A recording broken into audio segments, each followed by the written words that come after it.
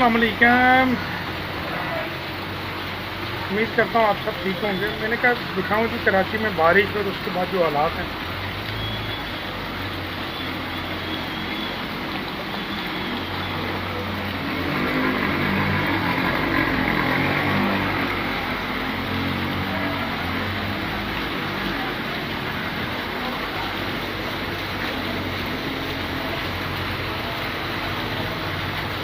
अच्छा जी, बारिश तो जो है ना मूसलाधार है और सुबह से बारिश का सिलसिला वक्फे वक्फे से जारी है, लेकिन बग़ैर किसी काम के गैर ज़रूरी किसी भी मामले में परहेज़ करें घर से निकलने से।